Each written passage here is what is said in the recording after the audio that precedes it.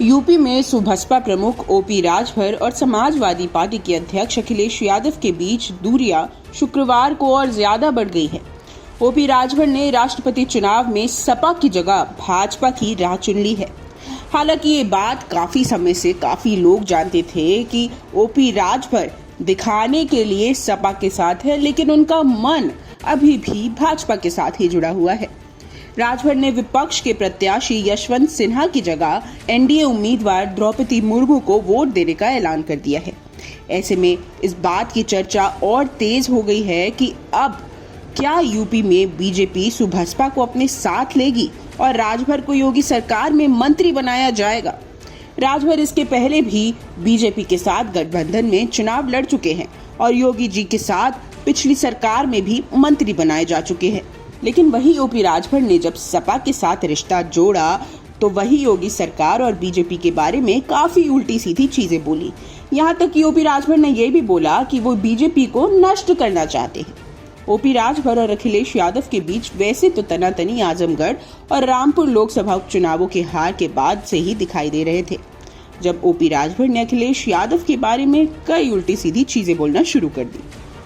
लेकिन राष्ट्रपति चुनावों को लेकर लखनऊ में हुई विपक्ष प्रत्याशी यशवंत सिन्हा की बैठक में इस तनातनी को अचानक से काफी ज्यादा बढ़ा दिया।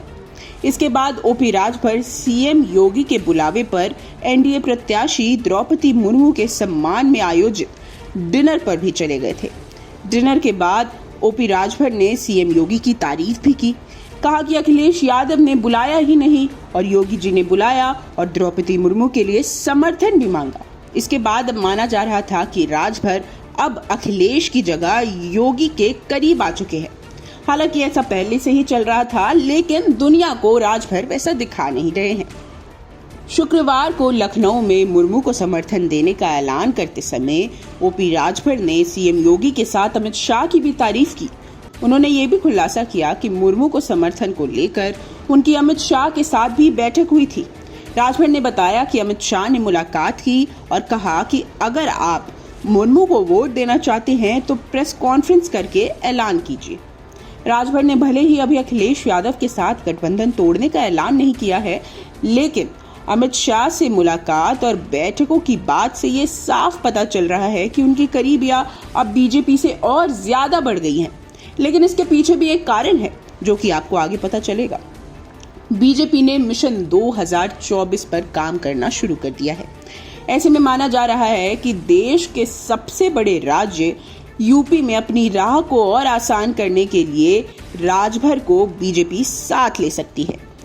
लेकिन जैसा कि हम आपको पहले भी बताते आए हैं, राजभर भले ही बीजेपी के साथ नहीं थे, लेकिन सपा में भी वो बीजेपी के एजेंट की तरह ही काम कर रहे थे। अगर राजभर फिर से बीजेपी में अपनी घर वापसी करते हैं तो राजभर को योगी सरकार में मंत्री भी बनाया जा सकता है, जो बातें राजभर ने खुद कही। पिछले सरकार में भी योगी के साथ टकराव के बाद राजभर की राह जुदा हो गई थी।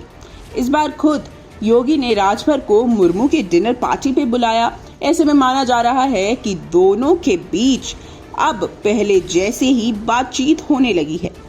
लेकिन आपको ये बता दें कि ओपी राजभर मुर्मू को समर्थन ऐसे ही नहीं दे रहे हैं, उसमें भी उनका स्वार्थ है।